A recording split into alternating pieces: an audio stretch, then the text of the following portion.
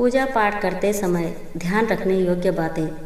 देवी देवताओं को पूजने से मन को शांति मिलती है और घर से दुख दर्द दूर होते हैं। इसी कारण पुराने समय से ही ये परंपरा चली आ रही है। कहते भी हैं कि जब कुछ समझ में न आए तो सब भगवान पर छोड़ देना चाहिए, वो सब अच्छा ही करते हैं। इसीलिए जिन घरों में हर रोज़ पूजा की जाती है वहाँ का वातावरण सकारात्मक और पवित्र रहता है। दरिद्रता दूर रहती है। दीपक और अगरबत्ती के धुएं से स्वास्थ्य लाभ होता है। इससे नुकसान पहुँचाने वाले सूक्ष्म कीटाणु मर जाते हैं। शास्त्रों के अनुसार पूजन के लिए कई आवश्यक नियम बताए गए हैं।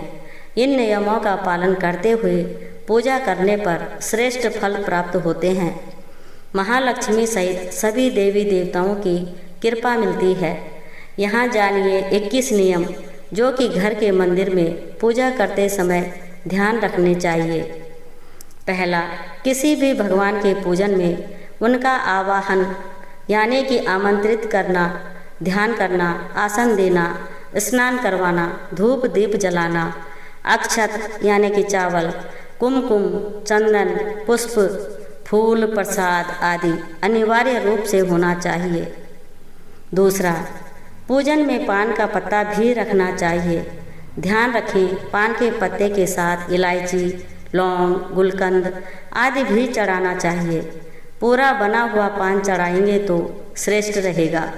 तीसरा, देवी देवताओं को हार, फूल, पत्तियां आदि अर्पित करने से पहले एक बार साफ पानी से अवश्य धो लेना चाहिए।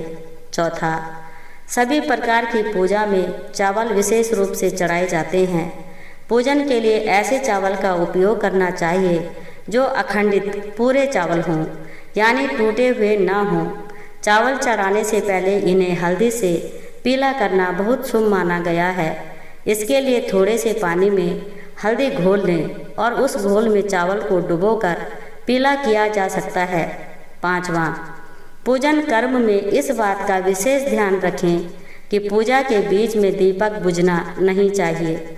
ऐसा होने पर पूजा का पूर्ण फल प्राप्त नहीं हो पाता है। छठवां, भगवान विष्णु को प्रसन्न करने के लिए पीले रंग का रेशमी कपड़ा चढ़ाना चाहिए। माता दुर्गा, सूर्यदेव व श्री गणेश को प्रसन्न करने के लिए लाल रंग का, भगवान शिव को प्रसन्न करने के लिए सफ़ेद वस्त्र अर्पित करना चाहिए।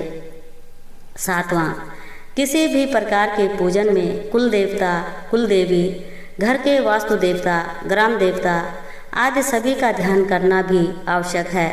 इन सभी का पूजन भी करना चाहिए। आठवां, पूजन में हम जिस आसन पर बैठते हैं उसे पैरों से इधर उधर खिसकाना नहीं चाहिए। आसन को हाथों से ही खिसकाना चाहिए।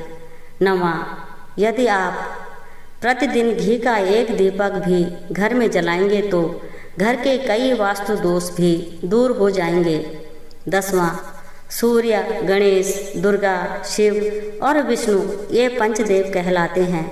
इनकी पूजा सभी कार्यों में अनिवार्य रूप से की जानी चाहिए। प्रतिदिन पूजन करते समय इन पंचदेव का ध्यान करना चाहिए। इससे लक्ष्मी कृपा और समृद्धि प्राप्त होती है। 11वां, तुलसी के पत्तों को 11 दिनों तक बासी नहीं माना जाता है। इसकी पत्तियों पर हर रोज जल छिड़क कर पुनः भगवान को अर्पित किया जा सकता है। 12वां, दीपक हमेशा भगवान की प्रतिमा के ठीक सामने लगाना चाहिए। कभी कभी भगवान की प्रतिमा के सामने दीपक न लगाकर इधर उधर लगा दिया जाता है, जबकि यह सही नहीं है। 13वां, घी के दीपक के लिए सफ़ेद रुई की बत्ती उपयोग किया जाना चाहिए, जबकि तेल के दीपक के लिए लाल धागे की बत्ती श्रेष्ठ बताई गई है। 14वां, पूजन में कभी भी खंडित दीपक नहीं जलाना चाहिए। धार्मिक कार्यों में खंडित सामग्री शुभ नहीं मानी जाती है। 15वां, शिवजी को बिलपत्र अवश्य चढ़ाएं और किसी भी पूजा में मनोकामना की सफलता के लिए अपनी इच्छा के अनुसार भगवान को दक्षिणा अवश्य चढ़ानी चाहिए, दान करना चाहिए। दक्षिणा अर्पित करते समय अपने दोषों को छोड़ने का संकल्प लेना चाहिए। दोषों को जल्दी से जल्दी छोड़ने पर मनोकामनाएं अवश्य पूर्ण होंगी। 16वां, भगवान सूर्य की 7, श्री गणेश की 3, विष्णु जी की 4 और शिव जी की 1.5 परिक्रमा करनी चाहिए।